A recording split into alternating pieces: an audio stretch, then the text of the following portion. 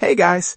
In this video, I will show you how to add friends and play with friends in Race Max Pro. Alright, let's begin. First, make sure you are in the live view and you have the latest update installed. Then, tap the friend icon located on the screen.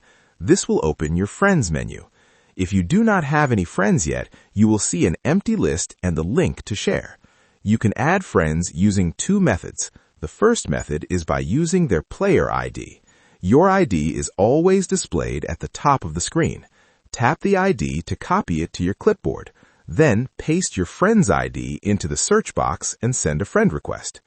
The second method is to use the Share Invite option. Tap Share Invite and choose a platform like Messenger, Facebook, or iMessage. Send the invite link to your friend. When they click the link, they will automatically add you as a friend without needing your ID.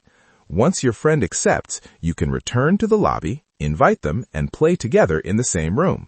So that's basically how you can add friends and play with friends in Race Max Pro. That's it for this video. Thanks.